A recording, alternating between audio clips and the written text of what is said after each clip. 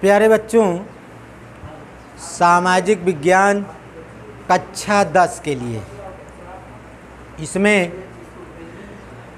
आपको हम बताएंगे कि प्रधानमंत्री की नियुक्ति कैसे होती है, प्रधानमंत्री का चयन कैसे किया जाता है। तो देखिए, प्रधानमंत्री का गठन, प्रधानमंत्री का चुनाव, मंत्रिमंडल का गठन। तो जैसा कि प्रधानमंत्री की नियुक्ति, प्रधानमंत्री की नियुक्ति, पहला प्रश्न बनता है प्रधानमंत्री की नियुक्ति कौन करता है। तो देखिए, प्रधानमंत्री की नियुक्ति कोई वैसे स्पेशली नहीं करता है, यह जनता के द्वारा निर्धारित होता है। प्रधानमंत्री की नियुक्ति, उसका एक सिस्टम है जो इस प्रकार है। वो क्या है?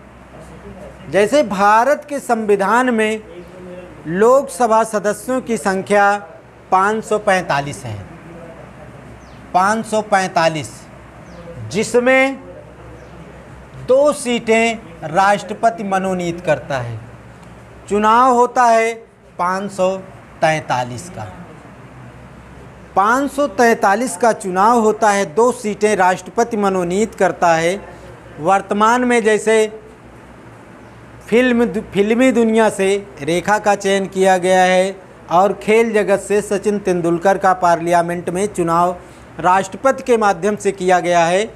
तो इसमें 543 सीटों का चुनाव होता है, 2 सीटें राष्ट्रपति अपने विवेक से मनोनीत करता है। तो इस तरह से 543 सीटें हैं, इनका जब चुनाव होगा तो इसमें जब कोई भी पार्टी आधे सीट से एक अधिक सीट प्राप्त कर लेती है, अपने दम पर कोई भी पार्टी यानी आधे से एक अधिक सीट प्राप्त कर लेती है, तो उसे पूर्ण बहुमत कहते हैं। इस तरह से जब कोई पार्टी, यानी कहने का मतलब 543 का अगर आधा देखा जाए तो कितना होगा? लगभग 273। इसमें जो भी पार्टी, चाहे बीजेपी हो, कांग्रेस हो, Sapa Baspa, A to Z कोई भी पार्टी हो, यदि वो 543 में 273 सीटें प्राप्त कर लेती है तो वह सरकार पूर्ण बहुमत की होगी। और पूर्ण बहुमत की सरकार वह किसी भी कीमत में अपना 5 वर्ष पूरा करती है, उसका कोई कुछ नहीं कर सकता। विपक्ष अगर चाहे भी तो अविश्वास प्रस्ताव के माध्यम से सरकार को गिराना चाहें तो ये उसके बस की बात नहीं होती है।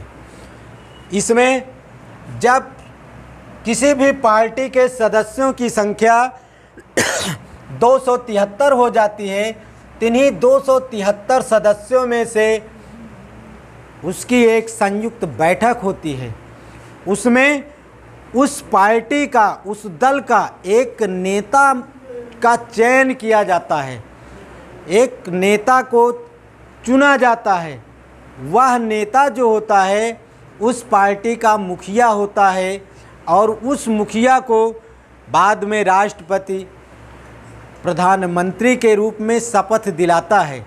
कहने का मतलब, कोई भी पार्टी हो, जिस पार्टी के सदस्य लोकसभा की जितनी भी सीटें हैं उन सीटों में से आधे से अधिक सीटों पर अपना अधिकार या चुनाव जीत करके पार्लियामेंट में पहुंचते हैं, तो उन्हीं के पार्टी का कोई भी सदस्य उस पार्टी के बहुमत दल का नेता होता है और वही नेता देश का प्रधानमंत्री नियुक्त किया जाता है।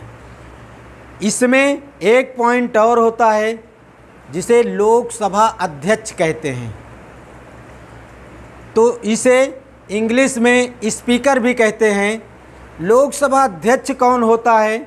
लोकसभा अध्यक्ष इन्हीं जो सांसद जीत करके जाते हैं, इन्हीं सदस्यों में से बहुमत से किसी एक व्यक्ति को चुन लिया जाता है जो संसद की कार्यवाही का संचालन करता है। ये जो लोकसभा अध्यक्ष होता है यह भी अपने आप में एक महत्वपूर्ण व्यक्ति होता है। जो कानून का अच्छा जानकार होता है उसे ही लोकसभा अध्यक्ष का पद दिया जाता है। तो इस तरह से आज के मैटर में इतना ही। प्रधानमंत्री की नियुक्ति कैसे होती है आगे हम आपको बताएंगे।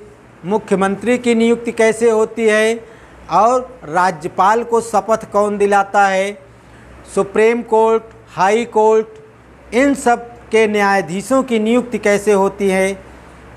तो अगले चैप्टर में हम आपको सीरियल बाय सीरियल बताएंगे। आज बस इतना ही। इसको समझते रहें, देखते रहें और नोट्स बनाते चलें। शेष अगले टर्न पर।